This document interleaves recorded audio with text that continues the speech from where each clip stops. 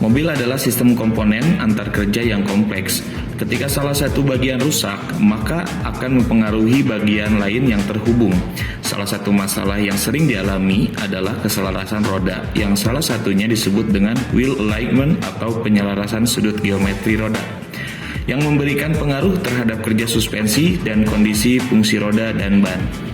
Wheel alignment adalah penyetelan sudut geometris seperti chamber, steering axis inclination, caster, to angle, dan turning radius untuk menghasilkan stabilitas kendaraan, stabilitas pengemudian, serta membuat komponen-komponen yang berkaitan seperti komponen sistem kemudi, komponen sistem suspensi, ban, dan lain-lain menjadi lebih awet. Tujuan pemeriksaan wheel alignment atau geometri roda ini adalah untuk memaksimalkan kerja sistem kemudi, menstabilkan kendaraan, menghasilkan daya balik kemudi yang baik, dan mencegah terjadinya keausan yang lebih cepat. Setiap kendaraan memiliki pengaturan wheel alignment yang berbeda-beda. Hal tersebut tergantung dari mode sistem suspensi, sistem penggerak roda, dan sistem kemudi.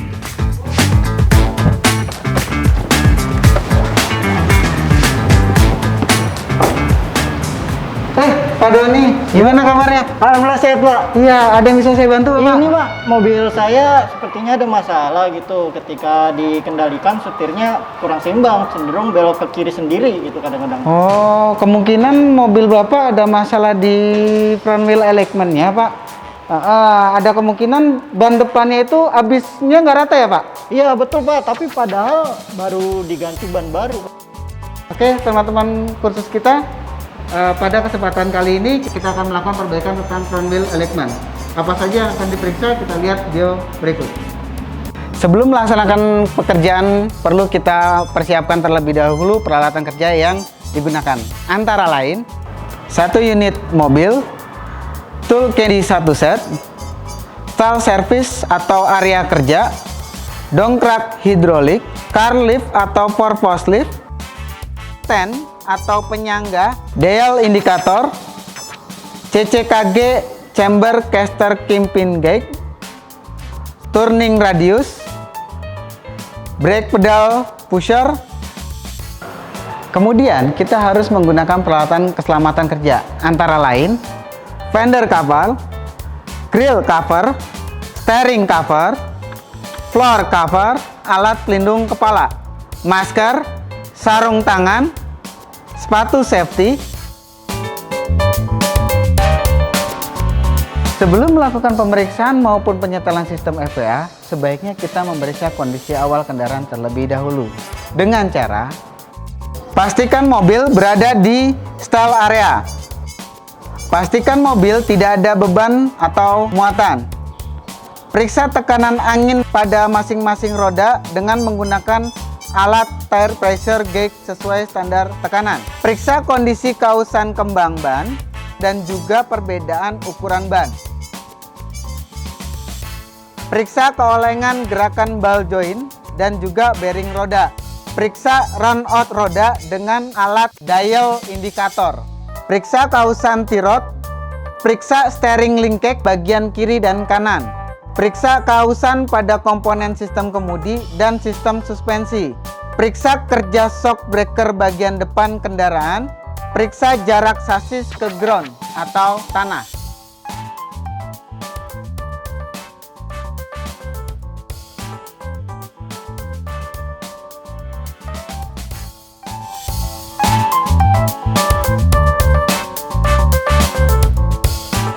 Pemasangan alat wheel aligner model manual FWA pada kendaraan dilakukan dengan langkah-langkah berikut ini.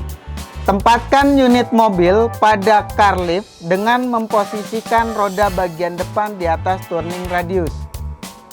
Setel turning radius pada sudut 0 derajat dan pasangkan penguncinya. Pasangkan stand atau penyangga yang tinggi sama dengan tinggi turning radius yang terpasang pada roda depan jika pemasangan turning radius tidak di car lift. Tekan pedal rem dengan brake pedal pusher dan jangan menekan pedal dengan menggunakan kaki karena berat Anda akan mempengaruhi hasil pengukuran nantinya. Ukur tinggi kendaraan dari titik tengah lampu kepala ke tanah, dan apabila tidak sesuai standar, setel pada baut penyetel tension bar. Pasangkan alat CCKG dengan cara melepaskan wheel bearing cup dan counter pin atau pin belah. Lalu, luruskan center rod CCKG dengan spindle. Sudut chamber disetel dengan beberapa cara tergantung dari tipe suspensi dan tipe dari penyetelnya. Pada suspensi tipe Stur, chamber disetel dengan cara mengubah sudut hubungan antara shock absorber dan steering knuckle. Sedangkan caster disetel dengan merubah jarak antara lower arm dan stud bar menggunakan spacer atau mur penyetel. Langkah-langkah mengukur sudut chamber adalah sebagai berikut. Tempatkan gelembung udara pada level di titik 0 derajat. Baca skala gelembung udara dari chamber gauge, dan apabila tidak sesuai dengan standar spesifikasinya, maka lakukan penyetelan dengan cara mengubah atau mengurangi sim penyetel pada poros upper arm.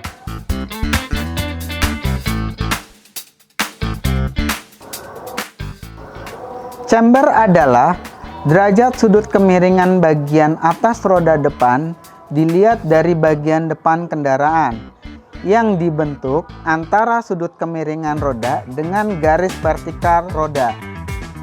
Sudut chamber positif adalah derajat sudut kemiringan bagian atas roda depan mengarah keluar dilihat dari bagian depan kendaraan, yang dibentuk antara sudut kemiringan roda ke arah luar roda dengan garis normal roda. Sudut chamber negatif adalah derajat sudut kemiringan bagian atas roda depan mengarah ke dalam dilihat dari bagian depan kendaraan, yang dibentuk antara sudut kemiringan roda ke arah dalam roda dengan garis normal roda. Implikasinya, yang pertama, mencegah roda slip. Yang kedua, mengurangi beban vertikal pada kendaraan. Yang ketiga, mencegah chamber menjadi negatif karena beban.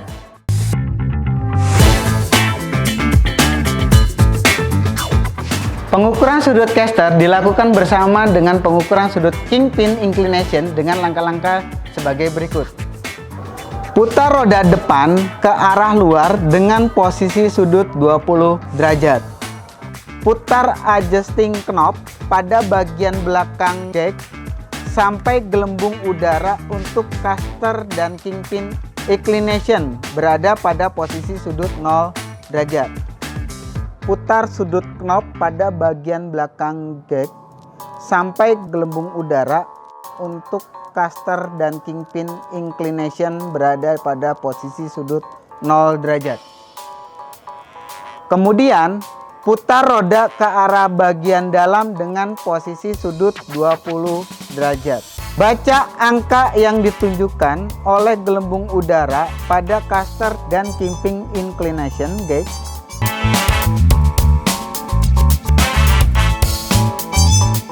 Sudut caster adalah derajat sudut kemiringan sumbu kemudi atau kingpin terhadap garis tengah roda vertikal jika dilihat dari samping kendaraan. Sudut caster positif adalah kemiringan sumbu kemudi atau kingpin terhadap garis tengah roda vertikal berada di depan garis vertikal jika dilihat dari samping kendaraan. Sudut caster negatif adalah kemiringan sumbu kemudi atau kingpin terhadap garis tengah roda vertikal berada di belakang garis vertikal jika dilihat dari samping kendaraan. Implikasinya, yang pertama, timbul getaran pada roda. Yang kedua, gerakan atau putaran roda tidak stabil. Yang ketiga, kemudi menjadi berat. Kemiringan sumbu kingpin terhadap garis vertikal roda jika dilihat dari depan kendaraan. Sudut kingpin berfungsi untuk mengembalikan kondisi roda ke posisi lurus setelah membelok. Implikasinya, perubahan tinggi kingpin yang tidak sesuai akan menyebabkan gaya balik kemudi ke posisi lurus tidak bekerja dengan baik.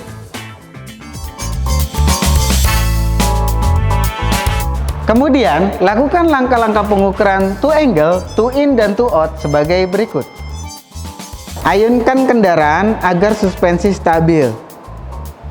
Berikan tanda pada bagian belakang kedua roda depan di tengah tayret dan ukur jarak kedua tanda tersebut.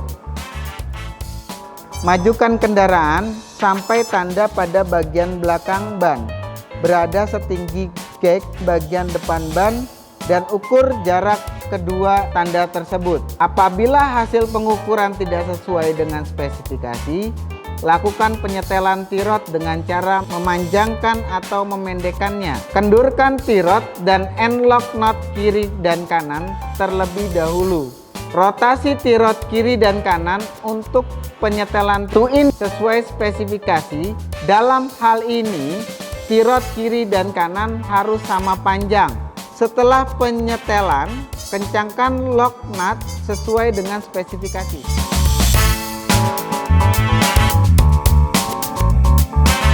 To angle adalah perbedaan jarak antara roda depan bagian depan dengan roda depan bagian belakang. Jika roda depan bagian depan lebih pendek dibandingkan roda depan bagian belakang, maka dinamakan to in. Namun, jika roda depan bagian depan lebih panjang dibandingkan roda depan bagian belakang, maka dinamakan to out. To in adalah jika jarak roda depan bagian depan lebih kecil dari bagian belakang jika dilihat dari atas kendaraan. To out jika jarak roda depan bagian depan lebih besar dari bagian belakang jika dilihat dari atas kendaraan. Implikasinya adalah yang pertama, menghemat ban atau kausan ban merata. Yang kedua, pengemudian stabil atau tidak timbul getaran.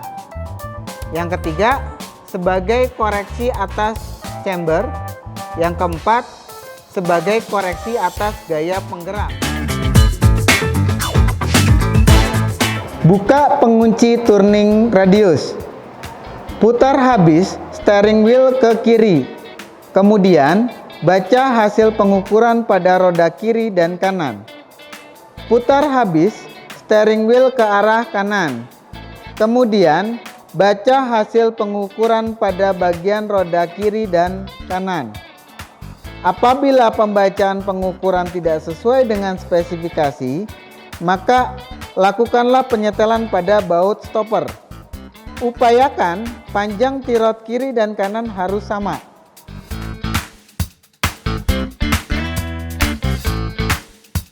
Turning radius sangat berpengaruh pada tingkat fleksibilitas dan kemudahan sebuah kendaraan atau mobil yang berbelok. Secara etimologi, sudut turning radius merupakan sebuah sudut minimum belok yang dapat ditempuh atau dilakukan oleh sebuah mobil atau kendaraan. Setiap kendaraan atau mobil memiliki sudut belok yang berbeda-beda, tergantung dari ukuran dan dimensi kendaraan. Fungsi turning radius adalah untuk memudahkan pengemudi mobil ketika menginginkan kendaraan berbelok.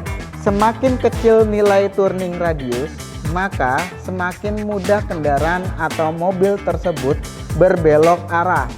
Besar kecilnya sudut turning radius sangat dipengaruhi oleh wheelbase atau jarak antara sumbu roda depan mobil dengan sumbu roda belakang mobil tersebut.